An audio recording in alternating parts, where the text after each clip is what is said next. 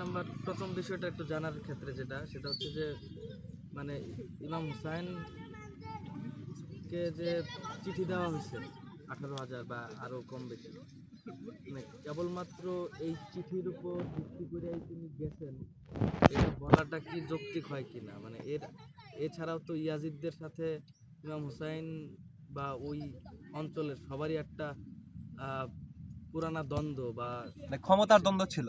ক্ষমতা না, আসলে অনেক কিছুরই দ্বন্দ্ব ছিল, শুধু ক্ষমতা না। আচ্ছা, তো এটা বলা শুধু ঠিক হবে কিনা যে চিঠির কারণেই গেছে, আমি স্পষ্ট জানি না, আমার আগ্রহ আছে এই ইতিহাস নিয়ে।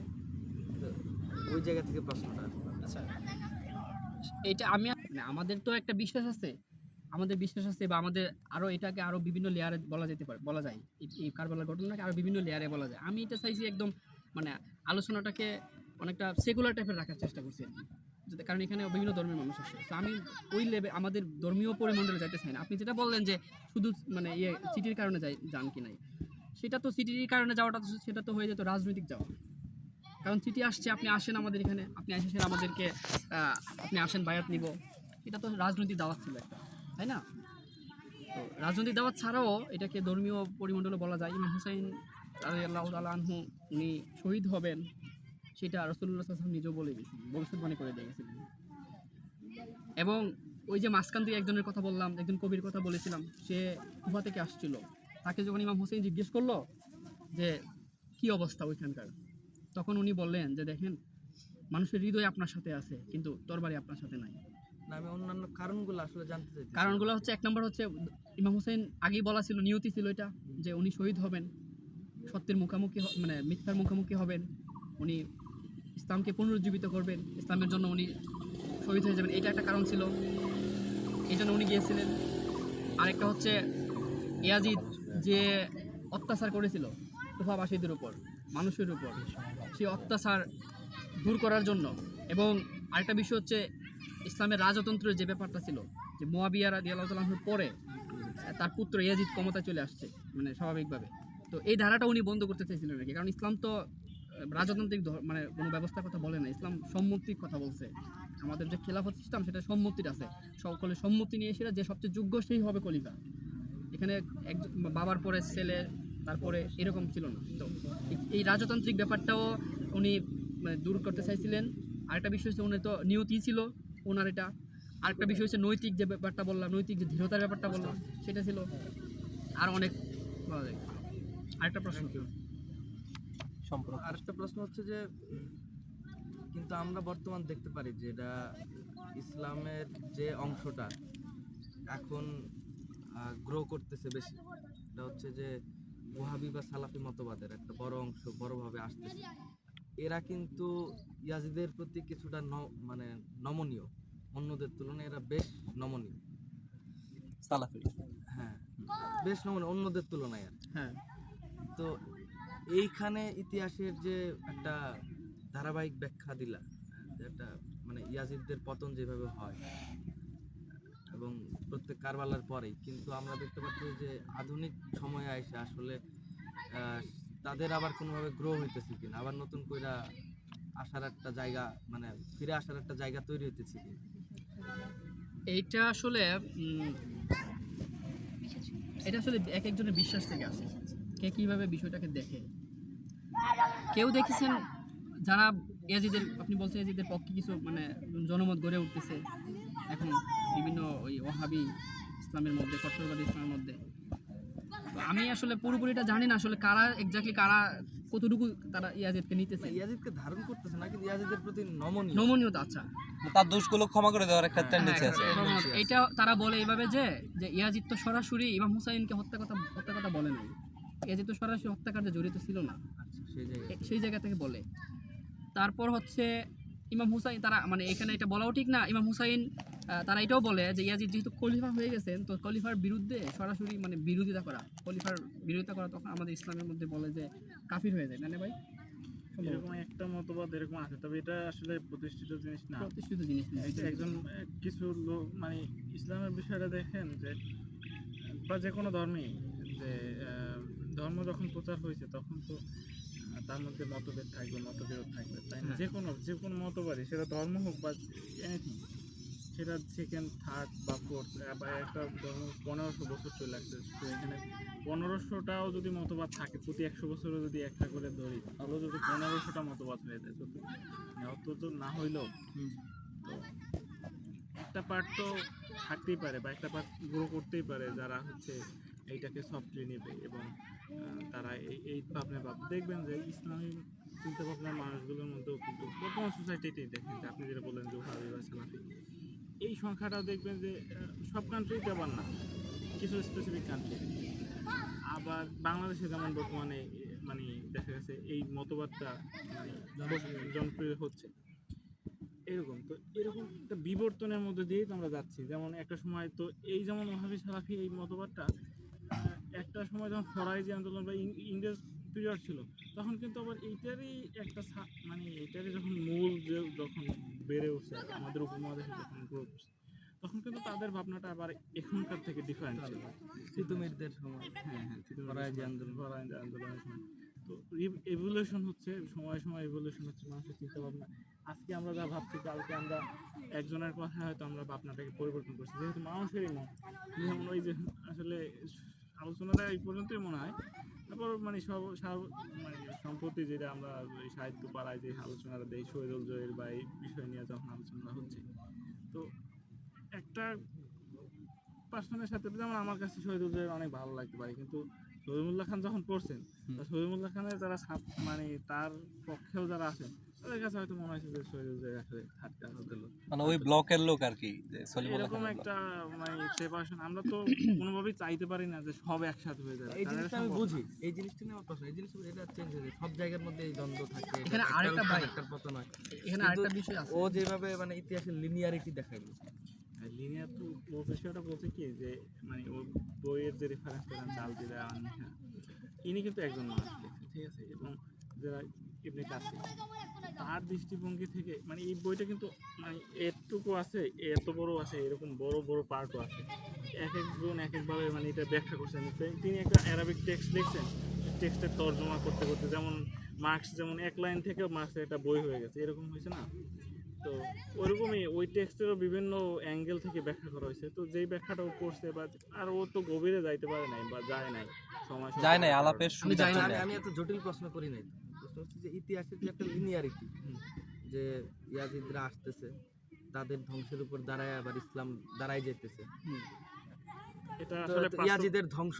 কিন্তু আমি যদি ইয়াজিদের পার্সপেক্টিভে যাই, ওই যেটা করছিলেন মাইকেল মধুসূদন দত্ত, আমি যদি ইয়াজিদের পার্সপেক্টিভে যাই, ইয়াজিদ পন্থীরা যদি এসে বলে যে হুসাইন ছিল, হচ্ছে ইমাম হুসাইন ছিল আসলে ইতিহাসের মিলেন। যার কারণে এত দিন পরে হইলেও ঈশ্বরের করুণায় বা ঈশ্বরের দয়ায় ইয়াজিদ পন্থীরা আবার গ্রো করতে পারতেছে। আসলে এই কারবালার পরের 2 বছর পরে যে অভ্যুত্থান, তার মধ্য দিয়ে ইয়াজিদের পতন আসলে হয়নি। তো এটা কি এইভাবে বলার সুযোগ থাকে? এটা আমি এখন বুঝতে পারি, আমি বলি দেখেন, এটা যেটা বলছেন না, ইতিহাস অলরেডি সেটেল হয়ে গেছে বিষয়টা, যে কে সত্য ছিল কি মিথ্যা ছিল এটা সেটেল হয়ে গেছে। ইয়াজিদের যে পতনটা, এবং ইয়াজিদ শুধু না, আমি এটাই বলি ইয়াজিদিয়াত, মানে পুরো ইয়াজিদের আদর্শটাকে মার্কসিজম, এজিদকে বলে ইয়াজিদিয়াত, সেটা আপনার কারবালার ঘটনার পরে আর অনেকগুলা, একটা ঘটনার পরে রিয়াকশন তৈরি হয় না, কারবালা ঘটনার পরে কিন্তু অনেক বড় রিয়াকশন তৈরি হয়েছিল। প্রথম রিয়াকশনটা ছিল সেই কুফা থেকে, কুফার মানুষরা আপনার একটা প্রতিরোধ মানে অনুতপ্ত হয়ে গেছিল যে আমরা কি করলাম, আমরা তো আসলেই ভুল করে ফেলছি। মানে ইমাম হুসাইনরে যে হত্যা করছে, তারা দাওয়াত করে নিয়ে আসছে, পরে তারাই মানে করতে পারে নাই, এইটা তাদের মধ্যে এত বেশি পরিমাণ অনুতপ্ত হয়েছে, মানে অনুশোচনা জাগছে, যে তারা এটা অনুশোচনা স্বরূপ তারা কি করছে, এদের মানে তখনকার যে শাসক ছিল ওবায়দুল্লাহ ইবনে জিয়াদ, সেই ইবনে জিয়াদের বিপক্ষে তারা যুদ্ধে নামার ডাক দিছে। সুলাইমান ইবনে মুয়াদ নামে মনে হয় একজন, উনি একজন সাহাবী, রাসূলুল্লাহ সাল্লাল্লাহু আলাইহি ওয়াসাল্লামের সাহাবী ছিলেন। তো তিনি তার নেতৃত্বে তারা যুদ্ধে ডাক দিছে যে আমরা এটা প্রায়শ্চিত্ত করতে হবে আমাদের, নাহলে আমরা মানে করতে পারি না মানে। তো তারপরে তারা যুদ্ধে গিয়ে সেটা তারা তখন আসলে ওনারা মানে খুব দক্ষ যোদ্ধা ছিল না, যার কারণে তারাও শহীদ হয়ে গেছে। তারপরে আপনার আরও কয়েক বছর পরে, তার নামটা আমার ঠিক মনে নাই, এই মুহূর্তে মনে আসতেছে না, সে কি আমার ঠিক নামটা মনে আসতেছে না, সে আরেকটা যুদ্ধের নেতৃত্ব দিছে এই অনুশোচনা থেকে।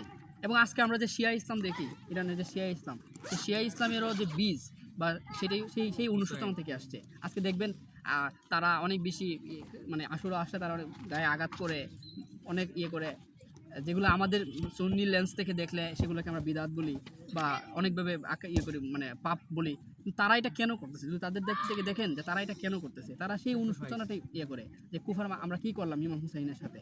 তো আমি আপনার প্রশ্নে আবার চলে আসি, এজিদের ব্যাপারটা বিশিষ্ট আমি ভাই যেটা বললেন যে আমি তো একটা অল্প ব্যাখ্যা দিছি, তো আমি আরেকটুখানি জানি আমাদের যে 4টা মাযহাব আছে সেই মাযহাবের ইমামগুলো, সে ইমাম আবু হানিফা, ইমাম শাফি রহমতুল্লাহ, ইমাম হাম্বল, ইমাম মালিক এবং ইমাম বুখারী এবং আরও বিশিষ্ট অনেকেই আছেন, তারাও এজিদের বিপক্ষে কথা বলছে।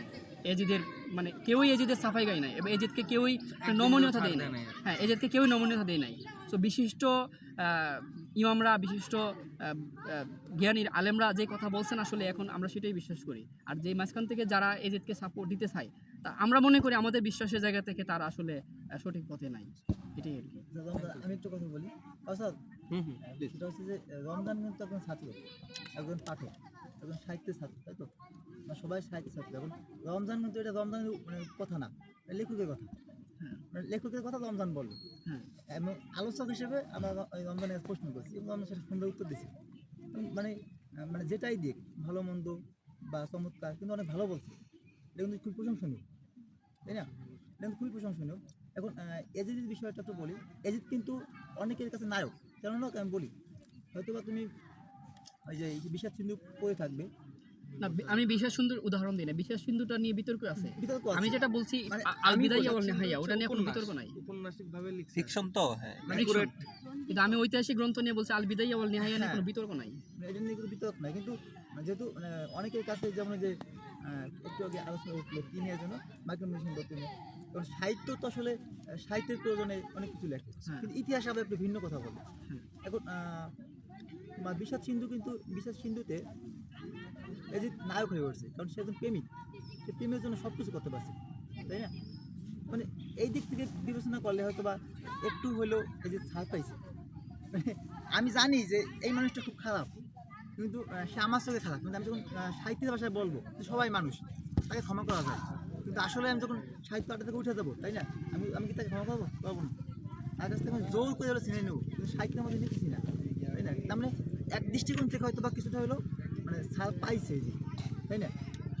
এটা মানে একটা জায়গা থেকে সে তো বা কিছুটা হলেও ছাড় পাইছে। মানে অনেকের কাছে, যেমন আমি কিন্তু এজিদ সম্পর্কে জানি না, আমি ভাবনা এজিদ তো মানুষ, আমি তাকে কেন কষ্ট দেবো? হয়তো সে ভুল করছে, ক্ষমা করে দিই, আমি না বুঝে বলেই ফেললাম, তাহলে আমার কাছে ছাড় পাইছি।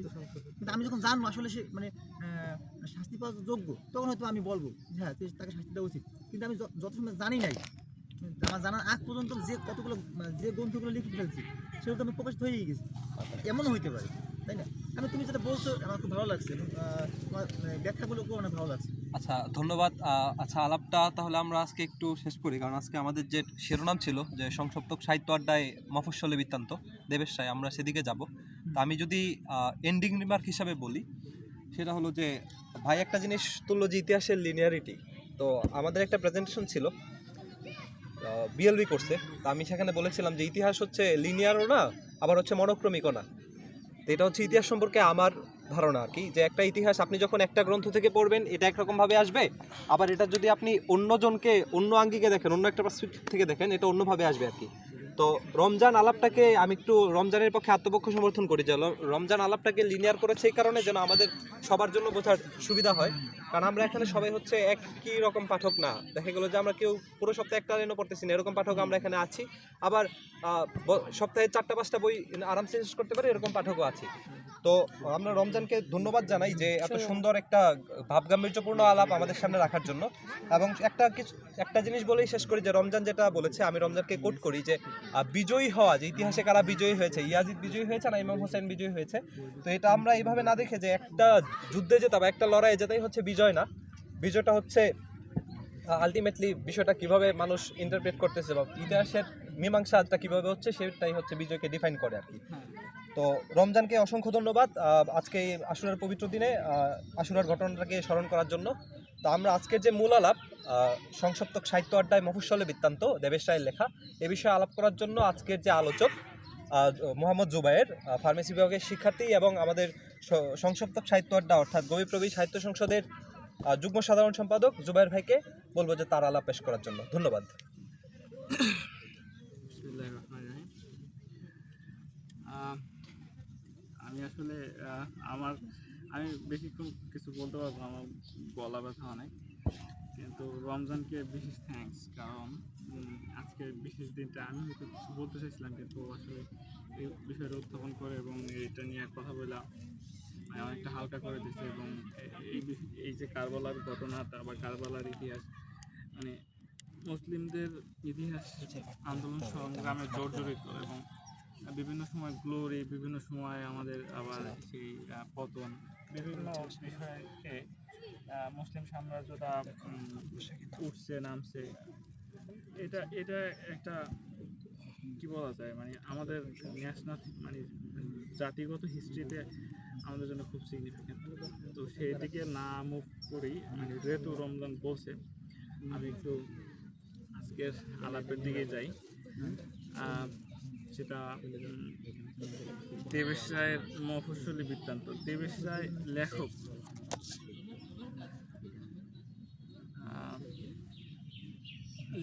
দেবেশ রায়কে আমরা মানে দেবেশ রায়ের একটু জীবনী সম্পর্কেই যদি বলি, মানে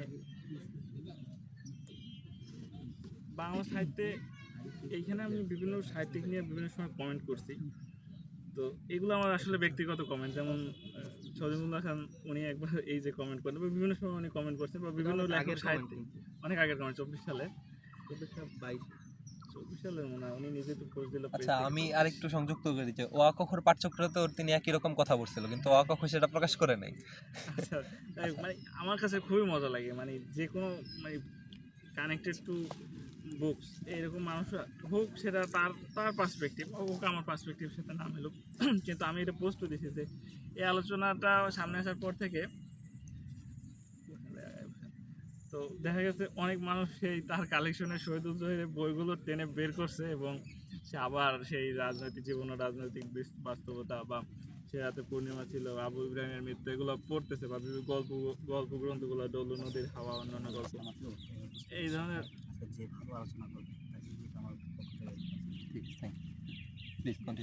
এই ধরনের গল্পগুলো পড়তেছে এবং ভালোই লাগতেছে। আমি আসলে এনজয় করতেছি, মানে যে যায় বলুক না বলুক। আজকের আলোচনা যাই। দেবেশ রায় জন্ম 1936 সাল এবং দেবেশ রায়ের মৃত্যু 2020 13ই মে সম্ভবত।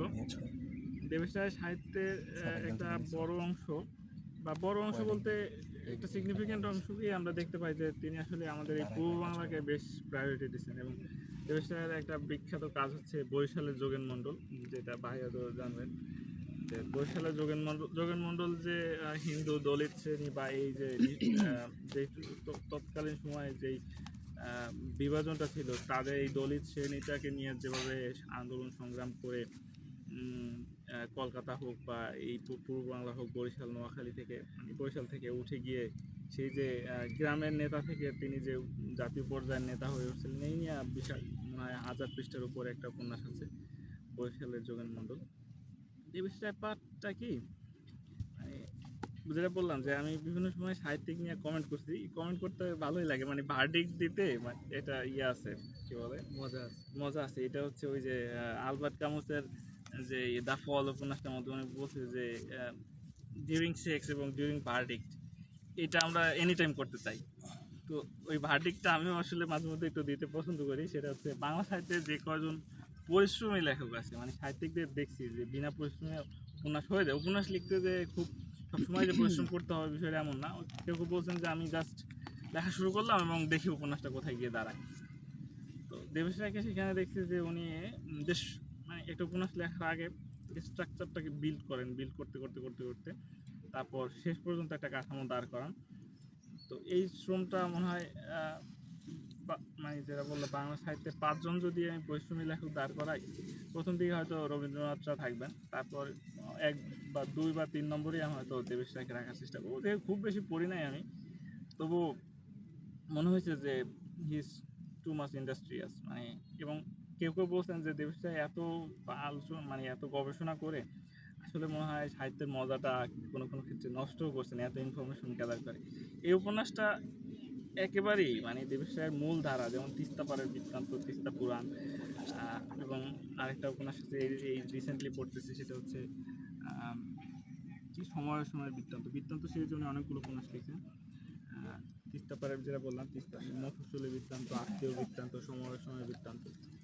সময়ের সময় বৃত্তান্তটা যে পড়তেছিলাম সেখানে দেখছিলাম যে 1988 সালে এই যে ভারতে একটা মানে পশ্চিমবাংলায় একটা অঞ্চলে একদিন পুলিশরা সেই গ্রামে কি যেন একটা বিষয় নিয়ে, পুরো উপন্যাস আমি পড়ি নাই, আমি হয়তো 60-70 পৃষ্ঠার মতো পড়ছি। ঘটনাটা এরকম যে 25 জন নারীকে ধর্ষণ করছে পুলিশ, এবং সেই কাহিনীটা নিয়েই উনি 88-তে নন্দীগ্রামে, হ্যাঁ। তো ওইটা নিয়ে উনি সময় সময় বৃত্তান্ত বিশাল উপন্যাস দাঁড় করাইছেন, 658 পৃষ্ঠার উপন্যাস। তো এটা নিয়ে উনি বলছেন যে উপন্যাসটা শুধু নথিপত্র থেকে দিয়েছে, আমি এই ঘটনাগুলো পুলিশি আদালতে কোর্টের নথিপত্রগুলো থেকে আমি বারবার তথ্য নিয়ে নিয়ে তারপর উপন্যাসটা দাঁড় করাইছি। উপন্যাসটা যেহেতু একটা শরীর লাগে, সেখানে কিছু ফ্লেশ অ্যাড করতে হয়, সেই জন্য এভাবে লেখা। তো আসলে এই উপন্যাসটায় মানে মফস্বলী বৃত্তান্ত উপন্যাসটাই যাই, আমি একটু তাড়াতাড়ি বলতেছি কারণ আমি বেশি বলবো না। তো এই উপন্যাসটা দুইটা ভাগে আমি একটু বলি, মানে ভাগ করি। এটা হচ্ছে প্রথম ভাগে আসলে উপন্যাসটার কাহিনীটাকে একটু সংক্ষেপে বলার চেষ্টা করি, কারণ এই কাহিনীটার মধ্যে আমাদের একটা জীবনের, আমরা বর্তমানে এখন যেমন সবকিছু হাতের কাছে পাই, চাইলে খেতে পারি, এই জীবনটাকে আমরা যেভাবে এখন দেখছি এর বিপরীত একটা জীবন আছে, যেটা ওই সময় ছিল, এখনকার সময় আমরা একটু কম দেখি বা অতটা ফিল করি না, যাও ফিল করি যে অভাবগ্রস্ত মানুষের জীবনটাকে আমরা এখন আমাদের অন্তর্দৃষ্টিটা কেমন যেন মানে ফ্যাকাশে হয়ে গেছে, আমরা খুব খুব গভীরভাবে কোনো কিছু অনুভব করতে চাই না বা করি না, মোস্টলি মানে এভারেজ পিপলদের মধ্যে। তো আসলে এই উপন্যাসটার মধ্যে সেই অভাবী মানুষদের সেই মানুষদের জীবনটাকে উনি ফিল করতেন। এইটা কথাগুলো কেমন যেন এরকম হয়ে যাচ্ছে না? আচ্ছা, মানে আমরা একটু কল্পনা করি, সেটা হচ্ছে কার্তিক মাসটা, গ্রামের সবাই থাকছেন তো, তাই না? কাতিমে শীত। কার্তিক মাসে শীত পড়া শুরু হচ্ছে, তো কল্পনা করি যে কার্তিক মাসে প্রথম কুয়াশা পড়া শুরু হচ্ছে এবং শীত শীত একটা ভাব, সেই শেষ রাত্রে যখন শীতটা পড়া শুরু করছে, এখান থেকেই দেবেশ রায় উপন্যাসটা শুরু করছেন একটু। এবং এই উপন্যাসটা আমার কাছে ছিল না, আমি প্রথমে এটা পিডিএফটা পাইছি, এবং পিডিএফটা পাওয়ার পর পিডিএফটা পড়তে পারবো না, 180 পৃষ্ঠা 82 পৃষ্ঠা উপন্যাস পিডিএফ পড়তে পারবো না। তারপরে উপন্যাসটা আমি ফটোকপির দোকান থেকে প্রিন্ট করছি, এইখান থেকেই পাগলামি যাকে বলে। তারপর ফেলে রাখছি অনেকদিন, তারপর একদিন লাইব্রেরিতে ঘুরতে ঘুরতে, আমাদের লাইব্রেরিতে ঘুরতে ঘুরতে দেখি যে এই উপন্যাসটা লাইব্রেরিতে আছে, ওইখান থেকে বইটা ধার নিয়ে উপন্যাসটা পড়ছি। এটা থেকে পড়ি নাই, বাট প্রিন্ট করা আছে। যাই হোক, একটু শুরুতে একটু কয়েকটা লাইন পড়ি, যেহেতু কার্তিক মাস এবং হিম পড়ছে শেষ রাতে, তো উপন্যাসটা শুরু হয়েছে ওইখান থেকেই যে এই শেষ রাতটাতে সারা রাতের হিমের ভারে গোয়ালের চালের 3 শনের পুরনো খড়েরও রং বদলায়। তখন বিছানা থেকে না ওঠার সারা রাত ব্যাপী নানা চেষ্টার পর শেষ পর্যন্ত সারা গায়ে জড়ানো ধুতির খুঁটটা থেকে মাথা বের করে উঠে মাচানের এক পাশে বসে চেরাকেটুকে মাটির মেঝেতে ঝরঝর শব্দ তুলে তলপেটটা খালাস করতে হয়। গরুর পেচ্ছাবে এমন শব্দ রাতভর অনেকবার হয়েছে, কিন্তু গরুর পেট বড়, পেচ্ছাবও বেশি, পরেও অনেকগুলো মোটা ধারায়। একটি মানুষের পেচ্ছাবে আর অত আওয়াজ তোলার জোর আসবে কোত্থেকে? উপন্যাসটা শুরু হয়েছে, উপন্যাসটার প্রেক্ষাপট মাত্র 2 থেকে 3 দিন, এবং এই রাতটাতে যখন চেরাকেটো ঘুম থেকে উঠলো, তার পেটটা খালাস করলো, তো তারপর সে বুঝতে পারে যে তার শরীরের ভিতর দিয়ে একটা শিরশির অনুভূতি হচ্ছে, এবং সে যেহেতু সে 1.5 দিন ধরে খায় নাই, এবং যেহেতু শেষ ফ্যানটুকু ভাতের মারটুকু ফুরায় গেছে, সো এখন শুধু পানি খেয়েই কাটাতে হচ্ছে দিনগুলো, মানে এই সময়টা পানি খেয়েই কাটাতে হচ্ছে। এবং পেটের ভিতরে যখন একটু হাঁটে, তখন পেটের ভিতরে পানি শুধু কলকল শব্দ করে, আর কোনো খাবার পেটে নাই। তো এই অবস্থায় চেরাকুটু দেখে যে এই যে শীত শুরু হচ্ছে, এবং এই যে গোয়াল ঘরটায় আমি থাকি, মানে তাদের বাড়ির গোয়াল ঘরটা সেই গরুটার সাথে যে থাকে, তো এখানে আসলে ঠান্ডা হাওয়ায় শীতই লাগে এবং আসন্ন যে শীত, সেই শীতে বেঁচে থাকাটা বা সার্ভাইভ করাটা খুব ডিফিকাল্ট হবে। এই জন্য চ্যারাকুটু ভাবে যে এই ঘরটাকে এইটার একটা বর্ণনা আছে যে এখানে বেড়াগুলো নাই, বেড়াগুলো মনে হচ্ছে যে কোনো সময় ধরলে পড়ে যাবে, চালাটাও মনে হয় যে কোনো সময় ধরলে পড়ে যাবে, কিন্তু শীতটাকে কিভাবে আটকানো যায়। তখন সে তার এই ঘরের মানে এই ওয়ালে মানে কি বলে গোয়াল ঘরের দেয়ালেই পোস্টার, সেটা হচ্ছে নির্বাচনের পোস্টারগুলো, সেই নির্বাচনের পোস্টারগুলো সে এনে আঠা দিয়ে সাঁটায় রাখছে যাতে বাতাসটা না আসে, কিন্তু এই পোস্টারগুলো আসলে ছিঁড়ে গেছে। তখন চ্যারাকুটুর ভাবনা হয় যে ইউনিয়ন অফিসে গিয়া যদি আমি কিছু পোস্টার পাই তাইলে এই ঘরটা একটু মেরামত করা যাইতে পারে, আর শীত যখন আসবে তখন আমার কষ্ট একটু কম হইতে পারে। তো সেইটার জন্য চ্যারাকুটু এখানে পুরো উপন্যাসটি দেবেশটা বিভিন্ন সময় এসে মানে এই শ্রেণীর এই যে দলিত শ্রেণী বা নিম্ন শ্রেণীর মানুষদের নিয়েই তার গল্পগুলো লিখছে, মানে গল্পগুলো মোস্টলি। তো সে ইউনিয়ন অফিসে যায় এবং গিয়া দেখে যে কিছু পোস্টার এরকম পোস্টারগুলো এই সে কি বলে সুতো দিয়ে বাঁধা পড়ে আছে। তো সে ওই যে ওইখানে সচিব, সেখানে সে পোস্টার চায়, সচিব তাকে বলে যে এই পোস্টার দিয়ে কি করবি, তখন ও বলে যে একটু ঘরে লাগাইতে হবে। তখন বিভিন্ন কথাবার্তা হয়, তো রেশনের কথা বলে যে আমাদের তো খাবার নাই, রেশন। ও সচিব মানে জারি দেয় যে কি বলিস, এই টাইমে এই সময় রেশন পাওয়া যাবে। তো চ্যারাকুটু তখন আর ওই কথাগুলো আর তুলতে পারে না এবং সে অনেক অনেক চেষ্টার পরও সে ওইখান থেকে কয়েকটা পোস্টার সে লুকায় একটা পোস্টার ওকে দেয় বা দুইটা এরকম, এবং 2-3টা পোস্টার সে নিয়ে আসতে পারে ওইখান থেকে। উপন্যাসটা পড়ছি আমি প্রায় 6 মাসেরও বেশি সময় আগে। তো কাহিনীটা একটু বলি, তারপর আলোচনাটা একটু ঢুকবো। তো এটা হচ্ছে প্রথম চ্যারাকুটুর বর্ণনা, মোট 8টা বর্ণনা আছে, মানে 8টা পর্ব। তো দ্বিতীয় দৃশ্য যখন আসে সেখানে হচ্ছে খেতু অর্থাৎ চ্যারাকুটুর চাচা, চ্যারাকুটু যাদের বাড়িতে থাকে। তো খেতুর পরিবারে হচ্ছে তার বউ টুলটুলি এবং তার 3টা ছেলে মেয়ে, একটা হচ্ছে 8 বছরের বৈশাখু, 6 বছর বেঙ্গু এবং 4 বছর ক্ষেতেশ্বরী। আচ্ছা, নামগুলো একটু অদ্ভুত লাগতে পারে, এটা হচ্ছে পুরোপুরি উত্তরবঙ্গ, একেবারে মানে উত্তরবঙ্গটা আবার বাংলাদেশের উত্তরবঙ্গ না, সেটা হচ্ছে জলপাইগুড়ি শিলিগুড়ি এই অঞ্চলটা। এবং সময়টা হচ্ছে এই উপন্যাসটা লেখা শেষ হয়েছে 1974 সালে। সো বোঝাই যায় ওই যে 70-80 দশকে ওই টাইমের ঘটনা। এবং এই পরিবারের বর্ণনাটা যখন দেয় খেতু, তখন মানে খেতু দারুণ অভাবী মানুষ। এবং এইখানে একটু ছোট্ট একটা বর্ণনা পড়ি, সেটা একটু 40 পৃষ্ঠা না। খেতু যে 3টা ছেলে মেয়ে, এই ছেলে মেয়েগুলো আসলে তারাও তো অভুক্ত, তারাও তো খাবার কিছু নাই তাদের। তো এই সময় তার স্ত্রী টুলটুলি সে হচ্ছে ওই দিন মানে পরের দিন সকালবেলা সে হচ্ছে খাদ্য অন্বেষণে, খাবার অন্বেষণের জন্য সে বের হবে।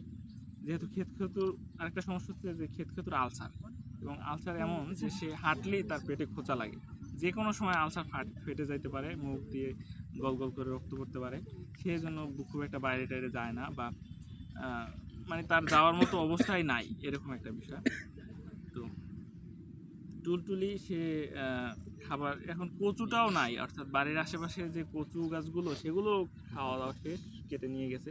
এখন তার যদি কিছু পাইতে হয় সেই তালমা নদীর পাড়ে যাইতে হবে, যেখানে সে হয়তো কিছু একটা পাইলেও পাইতে পারে, হয়তো কোনো কচু পড়ে থাকতে পারে, বা কোনো গাছের শিকড় মূল পাইলেও সে ওইটা নিয়ে এনে সেদ্ধ করবে। জাস্ট রান্না করার কিছু নাই, জাস্ট সেদ্ধ করে যদি খাইতে পারে। অবস্থাটা চিন্তা করতে পারতেছো। তো এইখানে বর্ণনাটা কয়েকটা বর্ণনাই আছে খুব মনে লাগার মতো। তো এখানে টুলটুলি তখন মানে ওই দিন সকালবেলা ঘর থেকে বের হয়ে যাচ্ছে, তো ওই সময় যে বৈশাখু আর বেঙ্গু 2 হাত তুলে দৌড়ে দৌড়ে টুলটুলির পেছনে পেছনে ছোটে। টুলটুলি ধান ক্ষেতের ভিতর দিয়ে বের হয়ে যাচ্ছে। আচ্ছা, একটু বোরিং লাগতে পারে হোক। আচ্ছা, তো ওই সময় ক্ষেতেশ্বরী যে মেয়েটা, ছোট্ট মেয়ে, 4 বছরের মেয়ে ক্ষেতেশ্বরী, সে ভাতের মার শেষ যে মারটুকু ছিল, মারটুকুর মধ্যে পানি দিয়ে গেলাসটা পূর্ণ করা হয়েছে, সেই গেলাসটা সে মুখে দিয়ে শেষ ভাতের মারটুকু সে খাচ্ছে। তখন ক্ষেতেশ্বরী ইয়াটা এরকম যে গেলাসটা মুখে রেখেই ক্ষেতেশ্বরী চোখটা ঘুরিয়ে একবার দেখে। 4 বছরের একটা মেয়ে, কল্পনা করাও, উপন্যাস তো পুরোপুরি কল্পনার বিষয়। তারপর চোখ দুটো আবার গেলাসের ভিতরে নিয়ে যায়। 2 বা 3 ঢোক খেলে যে ফ্যান শেষ হয়ে যাওয়ার কথা, চুক করে সেই ফ্যান ক্ষেতেশ্বরী দীর্ঘতম সময় জুড়ে শেষ করে। তারপর গেলাসের গায়ে লেগে থাকা ফ্যান আর জল চেটে চেটে খায়। একসময় জলও আর লেগে থাকে না। ক্ষেতেশ্বরীর জিভের জলে গ্লাসের ভেতরটা জল জলে হয়ে থাকে, অর্থাৎ সে খাচ্ছে, তার মুখ থেকে যে এই লালা বের হচ্ছে সেইটাও গ্লাসের ভিতরে চলে গেছে, সেইটা সে আবার খাচ্ছে। সেটাই ক্ষেতেশ্বরী চেটে খাবে। গ্লাসটা নামালেই খাওয়া শেষ হয়ে যাবে এই ভয়ে। গ্লাসটা ঠোঁটে নিয়ে কাত হয়ে গ্লাসের কানাটা নাকের ডগায় লাগিয়ে গ্লাসের ভেতরে আধো অন্ধকারে চোখ দুটো ফেলে ক্ষেতেশ্বরী ঘন্টার পর ঘন্টা কাটিয়ে দেয়। যতক্ষণ না সে খাচ্ছে, খেয়েই যাচ্ছে। এই ঘটনাটা থেকেও প্রবলতর হয়ে ওঠে তার খিদে। তার চোয়ালের হাড় সামান্য নড়ে, চোখের পাশে শিরাটা দপদপ করে। যত বেলা যায় তত বেশি দপদপ করে। কপালে বিন বিন ঘাম জমে, টলটল করে, ভেঙে গড়িয়ে যায়। ওইটুকু ছোট্ট কপাল জুড়ে ঘামের রেখায় কত রকমের যে নকশা তৈরি হয়, আবার ভেঙে যায়। কান পাতলে গেলাসের সঙ্গে দাঁতের ঘষার কুরকুর আর জিভের চুকচুক শব্দ শোনা যায়, গভীর রাতে শেয়ালের হাড় চিবানোর শব্দের মতো। এইখানে একটু পজ করি। পুরো উপন্যাসটায় দেবেশ রায় কিন্তু লিনিয়ার মানে ওঠানামা করছে। দেবেশের উপন্যাসগুলোর মধ্যে এরকমই যে কখনো পারদ ওঠে, কখনো পারদ নামে, কখনো তিনি একটানা বোরিং গল্প বলে যাচ্ছেন, কখনো হঠাৎ পারদটা লাভ দিয়ে উঠতেছে, তখন আমাদের মানে চোখ বড় বড় করে তাকাতে হয়। এবং এই উপন্যাসটার মধ্যে যেভাবে যে আঞ্চলিক ভাষা, উত্তরবঙ্গের আঞ্চলিক ভাষাটা আমি খুবই পছন্দ করি। আমার মনে হয় বইপত্রে লেখার মতো উত্তরবঙ্গের আঞ্চলিক ভাষাটাই আমার মনে হয় সব থেকে বেস্ট বাংলা ল্যাঙ্গুয়েজগুলোর মধ্যে। যেমন আমার সৈয়দ শামসুল হকের বইগুলো পড়লে দেখবো উত্তরবঙ্গের ভাষাটাকে তিনি, যেহেতু রংপুরের মানুষ, তুলে আনছেন। তো এই উপন্যাসটা সম্পূর্ণ উত্তরবঙ্গের ভাষা। এবং এটা চিনলাম কীভাবে, আমার রুমমেটরা আছে উত্তরবঙ্গে, তো ওদের সাথে দেখি যে আমার আরেক রুমমেট ছিল ঠাকুরগাঁয়ের, একেবারে প্রান্তিক উত্তরবঙ্গ। তো ওইখান থেকে তো শিলিগুড়ি জলপাইগুড়ি বর্ডার পার হইলেই। তো উপন্যাসে বা দেবেশ রায় লিনিয়ারভাবে মানে চলিত বাংলায় গল্প বলে যাচ্ছেন। হঠাৎ করে তিনি চলে যাচ্ছেন ওই চরিত্রের কথার মধ্যে, যখন চলে যাচ্ছেন তখন কোনো ইনভার্টেড কমা বা কোনো রকম কিছু ছাড়াই উনি আঞ্চলিকের মধ্যে ঢুকে গেছেন এবং আঞ্চলিক বলছেন 2-3 পৃষ্ঠা হয়তো আঞ্চলিকেই কথা বলে গেছেন। আবার তিনি ফেরত আসছেন প্রমিত বাংলায়, সাধারণ বাংলায়। তো এই বিষয়টা আমি অনেক হয়তো 250-300 উপন্যাস পড়ে দেখছি, 200-250 উপন্যাস পড়ছি, কিন্তু আমি এই জিনিসটা দেখি নাই যে এটা ইউনিক একটা বিষয় যে হঠাৎ করে তিনি আঞ্চলিকে ঢুকে যাচ্ছেন, আবার বের হয়ে যাচ্ছেন, ঢুকে যাচ্ছেন, বের হয়ে যাচ্ছেন। খুবই এন্টারটেইনিং, মানে অন্তত খেয়াল করার মতো। খেয়াল করছি এই আর কি। তো ক্ষেতের বর্ণনাটা এই পর্যন্তই। তারপর বৈশাখ আর বেঙ্গু, ওরা তো মার পিছু পিছু বের হইলো, তাই না? ওরা ধান ক্ষেতের মধ্যে ওরা তখন, যেহেতু ওরা ক্ষুধার্ত এবং ওরা ধান ক্ষেতের মধ্যে একটা গর্ত দেখে ওদের মনে হচ্ছে যে এখানে মাছ থাকলেও থাকতে পারে, তখন ওরা কাদার মধ্যে নামে এবং খোঁজার চেষ্টা করে যে এখানে মাছ আছে কিনা, কিন্তু মাছ তো আসলে নাই। এবং ওরা কাদা মাখামাখি ওরা ওখানে শুয়ে থাকে। ওরা বিভিন্ন ধরনের স্বপ্ন দেখে। ছোটোবেলায় আমরা যেরকম বিভিন্ন ধরনের স্বপ্ন দেখতাম না, যে আমাদের এইটা হইতেও পারে, ওইটা মানে ছোটোবেলাকার কল্পনা, যেটা পুরোপুরি এখানে ছোটোবেলাকার কল্পনাগুলো চলে আসছে। তারপরের পর্বটা হচ্ছে টুলটুলি আসলে যে খাদ্য খুঁজতে বের হয়েছে, খাবার খুঁজতে বের হয়েছে। সে একজন মেয়ে মানুষ, তার কোমরে অত জোর নাই, সে হাঁটতেছে ধান ক্ষেতের মধ্য দিয়ে। এবং যেহেতু লম্বা কার্তিকের মানে ধান পাকবা 7-8 দিন বাকি, এমন একটা টাইম যখন, এটা কিন্তু গ্রামে যারা থাকছে বাবা চাচাদের জিজ্ঞেস করলেও দেখতে পাবো যে কার্তিক মাসে আসলে ক্ষুধার বিষয়টা বা দুর্ভিক্ষের বিষয়গুলোও কিন্তু অধিকাংশ সময় কার্তিক মাসে বা এই সময়টা শুরু হইতো, যখন ধান নষ্ট হয়ে গেছে, পাকবে ধান, সেই পাকা ধান পোকায় ধরছে বা কোনোভাবে প্রাকৃতিক দুর্যোগে নষ্ট হয়ে গেছে, তখন থেকে শুরু হয়েছে দুর্ভিক্ষ, এই ধরনের বিষয়গুলো। তো কার্তিক মাস আসলে ক্ষুধার মাস, এইটা একটু গ্রামীণ লাইফে লিড করলে তারা বুঝতে পারবো। তো টুলটুলি তো বের হয়েছে খাবার খোঁজার জন্য, কিন্তু সে তো কিছুই পাচ্ছে না। তালমা নদীর পার পর্যন্ত, মানে বাজার পার হয়ে সে নদীর পার পর্যন্ত চলে গেছে, কোথাও কিচ্ছু নাই, একটু কচুটাও পর্যন্ত নাই। তো সে নদীর, তো যেহেতু এখন নদীতে পানি কম, খাড়া নদীর ঢাল নেমে গেছে নিচে, এবং সে ওইখান থেকে উঁকি মেরে দেখে যে নদীর এই যে খাড়া ঢালের পারে কিছু আছে কিনা, এই যে লতা পাতা চড়ানো কিছু আছে কিনা। বুঝতে করতে সে এক জায়গায় দেখে কতগুলো লতা, এবং সে মনে করে যে ওইখানে কিছু থাকলেও থাকতে পারে। সে নামে, খুব কষ্ট করে নামে, যেহেতু খাড়া ঢাল, নামা তো এত সহজ না। সে নামে এবং সেখানে সে লতা পাতার মধ্যে দিয়ে হাত ঢুকাইয়া তারপর সে বের করে আনে, এবং সেটা গাছের শিকড়। কিন্তু টুলটুলি মনে হয় যে এই যে সাদা শিকড়, এটা খাওয়া গেলেও যাইতে পারে। টুলটুলি মনে হয় যে হয়তো এটা খাওয়া যাবে, সেইটা নেয়।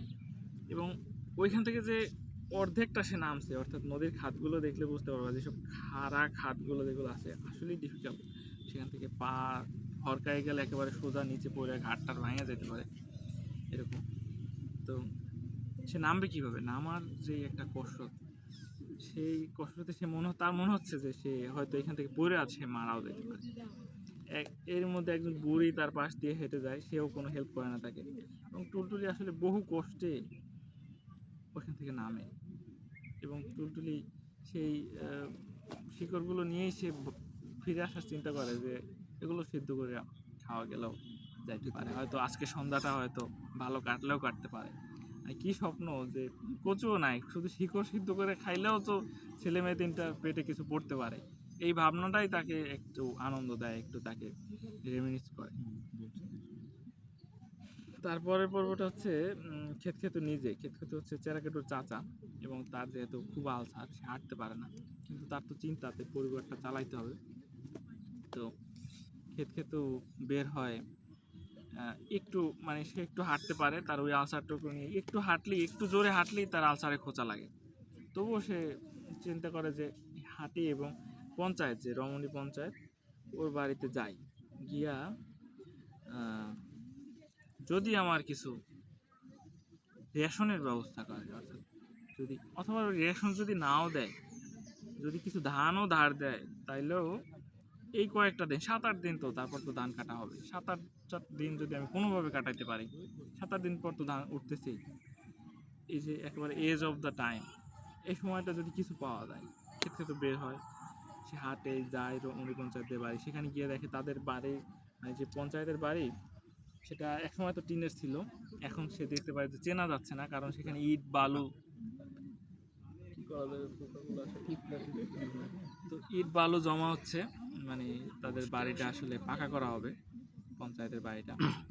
এবং ওই সময়কার যে বিষয়টা ছিল যে জোরদার আধিয়ার, এরকম বিষয়টা ছিল, অর্থাৎ যে জমি যার, সে হচ্ছে আধিয়ারদের দেয়, এবং তারা চাষবাস করে, এবং যিনি মালিক, তিনি হচ্ছে এক বছরে একটা টাইম এসে ধান উঠলে সেই ধানটা নিয়ে যায়, মানে একটা অংশ নিয়ে যায়, আর একটা অংশ আধিয়ারদের থাকে, যেটা চাষ করে বর্গা চাষ, যেটাকে আমরা দেশে বলি আমাদের বর্গা চাষ, এই ধরনের একটা বিষয়।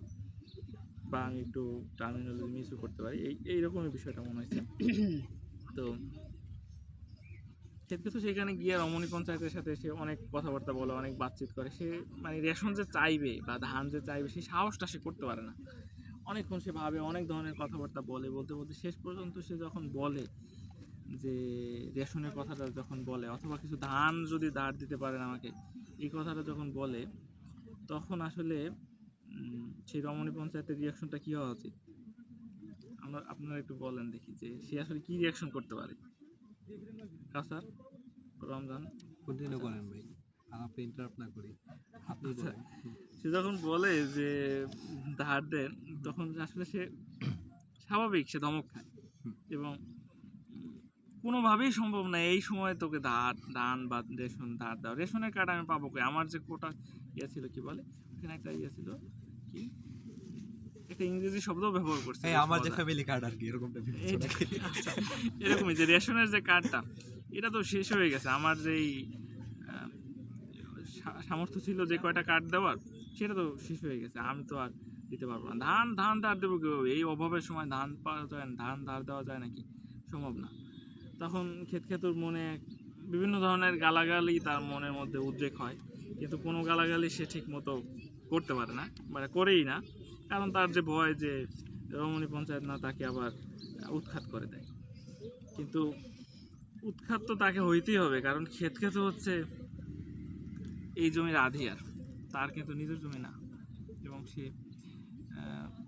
এইখানে থাকছে, সে শুধুই দয়া পরবশ হয়ে যায়, তার যে মালিক সেই মালিকের দয়া পরবশ সে এখানে থাকতেছে। তখন রমণী পঞ্চায়েত তাকে মনে করে যে এই আধিয়ার ব্যবস্থাটা কিন্তু ধীরে ধীরে চলে যাচ্ছে এবং এরপর থেকে মালিকরা নিজেরাই চাষ করবে, সুতরাং তোমাদের যারা আধিয়ার আছো তোমাদের চলে যাইতে হবে। তখন ক্ষেত্রে এখানে একটা কাব্যিক একটা বর্ণনা দেবেশ রায় দিছে যে যদি জমি ছাড়তে হয় তাইলে তো বাড়িটারিও ছাড়া লাগবে, বাড়িটারি ছাড়তে হলে তো অঞ্চলও ছাড়া লাগবে, মানে গ্রামও ছাড়া লাগবে, গ্রাম ছাড়তে হলে তো অঞ্চলও ছাড়া লাগবে, আর অঞ্চল যদি ছাড়তে হয় তাইলে এই ভুবনই হয়তো ছাড়া লাগবে। তখন সে তার ভুরু কুচকে এসে দেখে যে এইভাবে ভুরুর উপর হাত রেখে দেখে যে কত দূর তার যাওয়া লাগবে, যদি এই জমি তাকে ছেড়ে দিতে হয় তাহলে সে কত দূর আর যাইতে পারবে। হতাশা আসলে। এবং এই পর্যন্তই আসলে, আমি খুব একটা ডিটেলসে যাচ্ছি না, সময় হয়তো বেশি একটা না, আবার অন্য আলোচনা আছে। দ্বিতীয় বিষয়টা হচ্ছে যে আন্দোলন পর্ব, আন্দোলন না ঠিক মিছিল মিটিং ধরনের। ওই সময়কার নির্বাচন, সামনে নির্বাচন, এবং নির্বাচনে নকশাল পরবর্তী একটা সময়, তো নির্বাচনে কংগ্রেসের বাবার দুইটা ভাগ হয়ে গেছে সেখানে, মানে গ্রাম থেকে আর কি। তো চেরাকেটু ওই দিনই বা তারপর দিন সম্ভবত তারপর দিনই চেরাকেটু ওই যে তার গরুটা, তাদের ফ্যামিলির গরুটা, ওইটা মানে খেতে বলে যে তুই গরুটা বাজারে বিক্রি কর, যেহেতু আমাদের কিছু খাওয়ার নেই, 7-8 দিন আমরা কীভাবে বাঁচবো, তো গরুটা বিক্রি কর, যে টাকা আসে এই কয়েকদিন খাই কিছু টাকা, তারপর আবার গরু আরেকটা কিনতে পারবো। চেরাকেটু গরুটা নিয়ে বের হয়, তাকে বলে সম্ভবত 250 টাকা সম্ভবত গরুটা বিক্রি করতে বলে, সম্ভবত এরকম একটা দাম।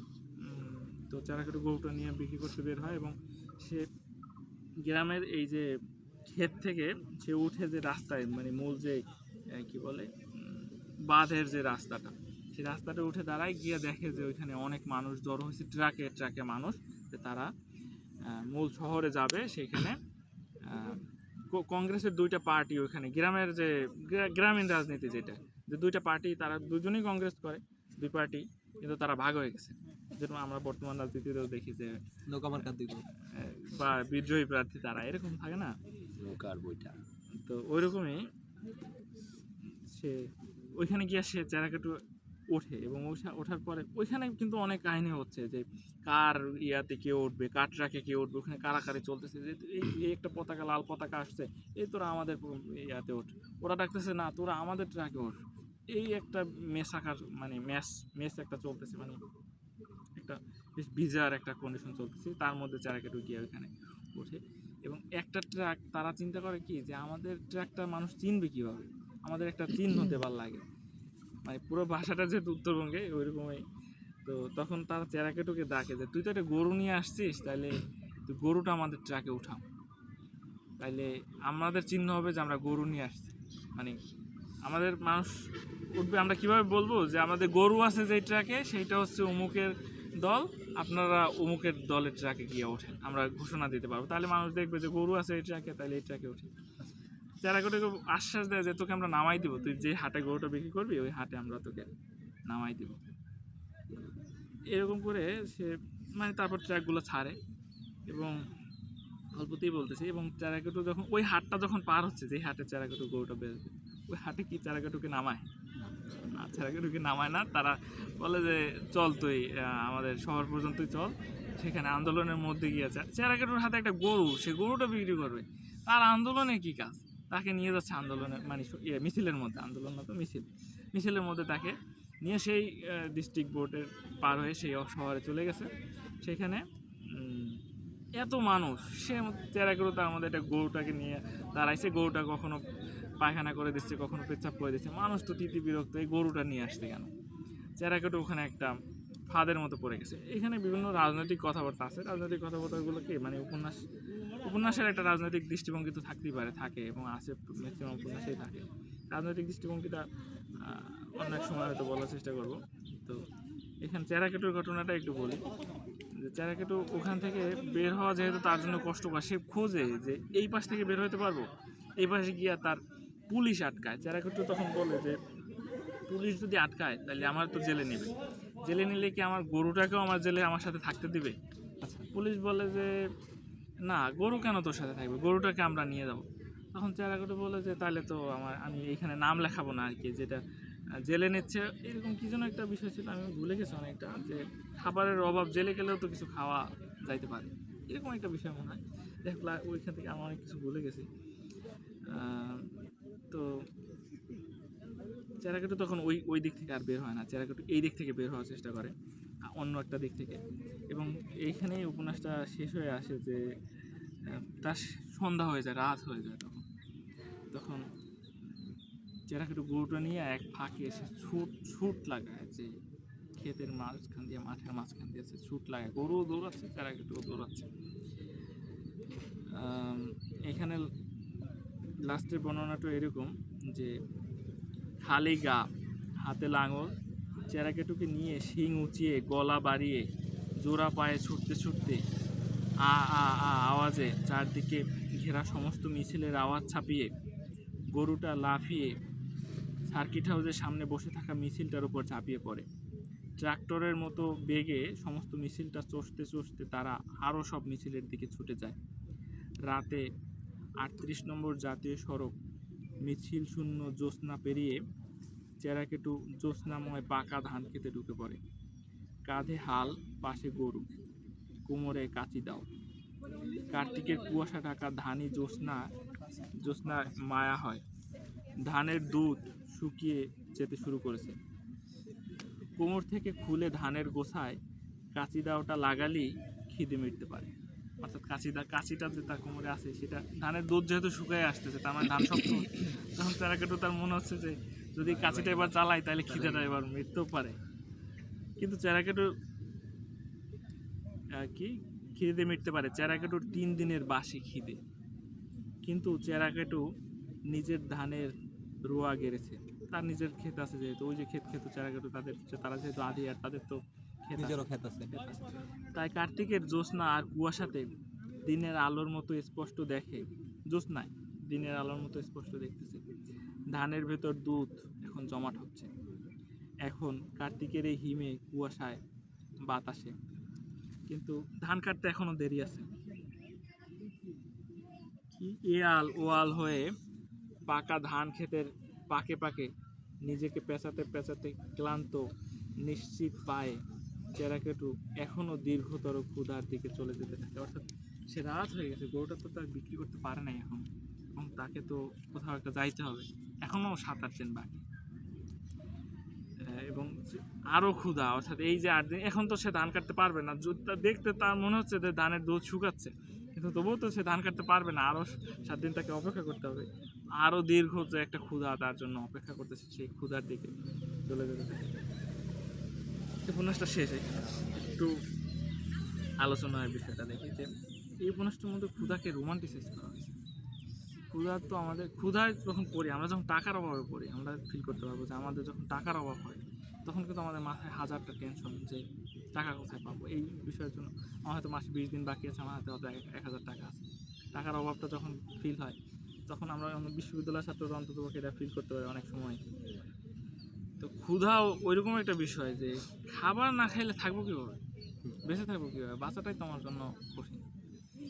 সেই ক্ষুধাটাকে কিন্তু দেবেশটা এখানে রোমান্টিসাইজ করছেন বিভিন্ন বর্ণনা, এবং দেবেশটা যেহেতু মানে কি বলে লিটারারি ফিকশন, যেহেতু কাব্যিক ছন্দে গল্প লিখছেন, তো জাদু বাস্তবতার বিভিন্ন অংশ এখানে উঠে আসছে। জাদু বাস্তবতাটা একটু পরেই শেষ করে দেবো। জাদু বাস্তবতা উপন্যাসের বিভিন্ন জায়গায় আছে, ম্যাজিক রিয়েলিজম, একটু লম্বা, একটু টাইম পড়ি, তারপরে শেষ করে দেবো আলোচনাটা। এই বর্ণনাটা আসলে ক্ষেতুর বর্ণনাটার মধ্যে, যখন ক্ষেতু চিন্তা করতেছে যে আমার খাবার কোথায় পাবো, তখন এটা আলাদা বর্ণনা, মানে ক্ষেত খেতে বলছে না, এটা লেখক নিজের বর্ণনায় যে কার্তিক মাস, এখন কার্তিকে পাকা ধানের ক্ষেতের ভেতর কান পাতলে অধস্তন কোলাহল থেকে উপরিতন স্তব্ধতার বারবার জাগরণ ঘটে যায়। উপরে আকাশ আর মাটির ভেতরের এই কোলাহলের ওতপ্রোত বাতাস নিরন্তর বয়ে যায়। কখনো শব্দ সরসর ওঠে কিনা, সরসর করে শব্দ হয় যে ধানের ক্ষেতের মধ্যে যখন বাতাস বয় তখন, কখনো ঝরঝর ঝরে যেতে থাকে, কখনো দূরের ক্ষেতে কোথাও শব্দহীন আলোড়ন ওঠে আর বাতাস অলৌকিক বয়ে যায়। সকালের বাতাস গায়ে লাগে কি না লাগে, ফুরফুর করে আকাশের দিকে বয়ে যায়, এত হালকা যেন মাটিতে নামতে পারে না। অর্থাৎ বাতাসটাকে তার মনে হচ্ছে উপরের দিকে চলে যাচ্ছে, বাতাস মাটিতেও নামতে পারছে না। ধান খেতে যে যখন বাতাসটা বয়ে যায় তখন দেখলে শান্তি লাগে যে ধান পাকতেছে, সোনালি ধান পাকতেছে, তখন যে শান্তি লাগে। কিন্তু এখন মনে হচ্ছে যে বাতাসটা উপর দিয়ে যাচ্ছে, খেতে লাগতেছে না, মানে তার কষ্টটা ওইভাবে ফিল হচ্ছে। এ বাতাস দেবতার অঙ্গের বাতাস, দেও বাও, যে দেবতাকে যে দেও বলে আমরা, তাই না? দেও বাও। রাত শেষ হওয়ার সময় কার্তিকের এই পাকা ধানে মাঠের পরীরা নেমে আসে। অর্থাৎ এখান থেকে শুরু হয়েছে যে পাকা ধান খেতে নেমে আসছে কারা? পরীরা। আকাশ থেকে পরী নেমে এলে সেই নামার বেগে তাদের শরীরের দুপাশ দিয়ে বাতাস উঠে যায়। অর্থাৎ পরী যখন নামে তখন সেই পাখা যে বাতাসে, তার মনে হচ্ছে ধান খেতে যে বাতাসটা লাগছে, এটা মনে হচ্ছে যে পরীরা দানা ঝাপটানোর এই বাতাসটা। সেই বাতাস আবার ফিরে আসে। পাকা ধানের ক্ষেতময় পরীরা নেচে বেড়ায়, তাদের পা মাটিতে পড়ে না। পাকা ধানের গোছায় গোছায় পা ফেলে ক্ষেতময় দিকময় নেচে ফেরে। কার্তিকের পাকা ধানের ক্ষেতে এমনিই তো যেখানে সেখানে আকাশ নেমে আসে, তার উপর শেষ রাতের হিমে কুয়াশায় আকাশ মাটি আচ্ছন্ন হয়ে থাকে। তাই শেষ রাতের আচ্ছন্নতা ছাড়া পরী নামে না। অর্থাৎ শেষ রাত যখন হয় তখনই আসলে পরী নামে। সকালে ধান ক্ষেতের ভেতরে গেলে দেখা যায় পরীর পায়ের দোলায় মাটির উপর ধান ঝরে আছে। ভালো করে দেখলে সেই ঝরা ধানে পরীর পায়ের ছাপও যেন দেখা যায়। পরীরা প্রথমেই খেতে নামে না। এই আকাশ জোড়া ধান ক্ষেতের পাশে পাশে কোথাও কোথাও ছড়ানো ছিটানো যেসব গাছ, বেশিরভাগই জমির সীমানা দেগে গাড়া, সেই গাছগুলোতে এসে দাঁড়ায়। তারপর সেই গাছ থেকে খেতে নামে নাচতে নাচতে, নেচে নেচে যায় বাতাসের মতো। তাই শেষ রাতে কখনো জমিতে যেতে নেই। আর খুব সকালে সূর্য ওঠার ঠিক আগে আগে খেতে গেলে পরীদের গায়ের গন্ধ বাতাসে পাওয়া যায়। যে বাতাসের ভেতর প্রজাপতির মতো পরীরা উড়ে বেরিয়েছে, সূর্যের আলোতে আকাশ লাল হয়ে ওঠার আগেই পরীরা মিলিয়ে যায়, কিন্তু সেই বাতাসটা থেকে যায়। পরীর গায়ের সঙ্গে লেগেছিল যে বাতাস, পরী চলে যাবার পর সে বাতাস কেমন বিধবার মতো উদাসীন হয়ে পড়ে থাকে। একবার নদীর পাড়ের বালু বাড়িতে ঘুরে আসে খানিকটা, বালু চমকে ওঠে, আবার পড়ে যায়। বাতাস আবার নদীর বুকের ভিতর পাক দিয়ে আসে, নদীর মাঝখানে ওইটুকু জল হঠাৎ চমকে ওঠে, আবার পড়ে যায়, শেষ হয়ে যাবে। বাতাস আবার ঘুম পায়ে ক্ষেতের ভেতর নেমে যায়, আল থেকে আলে ঘুরে ঘুরে সাঁতারের ভঙ্গিতে ভেসে যায়। পরিহীন বাতাস পরিছাড়া হয়ে দিক ফেরে, মানুষের শরীরে এসে লাগে, মুখে লাগে, চোখে লাগে, সুগন্ধ আসে। মুখ হা করে বাতাস নিলে জিভে সুস্বাদ লাগে। অর্থাৎ এই যে ধান খেতের বাতাসটা যদি মুখ হা করে নিচ্ছি তাও একটু স্বাদ লাগতেছে। এই গন্ধে বোঝা যায় ধান পেকেছে। আজ কি কাল কি দিন 5-7, তারপরে ধান কাটা শুরু হবে। এখন কার্তিকে এই পাকা ধানের খেতে পরিবাওয়া দেও বাও ছমছম বয়ে যায়। পাকা ধানের আদিগন্ত নির্জনতা বায়ুময় ভরে যায়। তো আসলে শেষ করি, মোটামুটি আসলে বিচ্ছিন্ন আলোচনা, আমি আসলে মানে কোন স্ক্রিপ্ট দেখে আলোচনা করতে পারি না, যেহেতু স্ক্রিপ্ট নিয়ে আসছি একটু বিভিন্ন সময়। আর যেহেতু এত বড় একটা উপন্যাস আমার পড়তে সম্ভবত দিন 15 লাগছে, কারণ টেক্সটটা আসলেই বুঝতে পারতেছি, একটা বাক্য কিন্তু লম্বা বাক্য, বেশ জটিল পড়াশোনা। মানে আমার কাছে মনে হয়েছে, আমি একটু সরল গদ্য পড়তে অভ্যস্ত, তাও মার্কেস টার্কেস পড়লে একটু মাঝে মধ্যে মজা লাগে। তো এটাও একটা জটিল ধরনের বাক্য, যেমন শহীদুল জহির মানে যৌগিক বাক্যে দীর্ঘ বাক্য লিখছেন, এরকম অনেকে আছেন, ইলিয়াসও লিখছেন, অনেক সাহিত্যিক আছেন। তো দেবেশ রায়ও তাদের মধ্যে বেশ জটিল বাক্য লেখা বেশ পারদর্শী। একটাকে সিগনিফিকেন্ট করি কি, মানে দেবেশ রায়ের বৃত্তান্ত সিরিজের উপন্যাসগুলো পড়তে পারেন বিভিন্ন সময়। দেবেশ রায় আমাদের অত বেশি আলোচিত গ্রন্থাকার নন, তবুও আমার মনে হয়েছে যে সিগনিফিকেন্ট এবং অবশ্যই ক্লাসিক। তো বড় বড় উপন্যাসগুলো তো পড়বেন যদি সময় হয়, কিন্তু যদি ছোট একটা উপন্যাস পড়েন আমার মনে হয় একদিন চেষ্টা করতে পারেন মফস্বলী বৃত্তান্ত। ঠিক আছে, থ্যাংক ইউ। আচ্ছা উঠতে হবে, সরি। ঠিক আছে, ধন্যবাদ। তাহলে এর মধ্যে দিয়ে আমরা আজকে যে প্রথম পর্বের যে আলোচনা সংসপ্তক সাহিত্য আড্ডায় মফস্বলী বৃত্তান্ত দেবেশ রায়, এই আলোচনাটা আমরা এখানেই শেষ করছি। এখন আমরা ওপেন ডিসকাশনে চলে যাব। ওপেন ডিসকাশন বলতে আমাদের সাহিত্য আড্ডায় যেটা হয় যে হ্যাঁ, আমরা এখন আমাদের যে টপিকের আলোচনার বাইরে আমরা গত এক সপ্তাহে যে পাঠগুলো পড়েছি এবং যে পাঠগুলো আমরা পড়বো বলে ঠিক করেছি বা যে পাঠগুলো আমাদের পড়া বলে উচিত আমাদের মনে হচ্ছে, সে বিষয়গুলো নিয়ে আমরা মত বিনিময় করবো এবং আমরা বই বিনিময়ও করবো হয়তো। তো এই ছিল অন ক্যামেরায়, ক্যামেরা পর্যন্ত এতটুকুই। তো বাকি অংশ অফ ক্যামেরায় হবে। তো আপনারা যারা অনলাইনে দেখছেন তাদেরকে ধন্যবাদ জ্ঞাপন করছি, এবং আপনারা নিয়মিত আমাদের ভিডিওগুলো আমাদের এই সংসপ্তক সাহিত্য আড্ডার যে ফেসবুক পেজ গরিপ্রবী সাহিত্য সংসদ, অথবা আমার যে ব্যক্তিগত ফেসবুক পেজ কাউসার আহমেদ, অথবা অন্য কোথাও একটা পেয়ে যাবেন এটা যেখানে দেখছেন। তো আমরা অন ক্যামেরায় শেষ করছি, আমরা দ্বিতীয় পর্বে ফিরে যাই। ধন্যবাদ।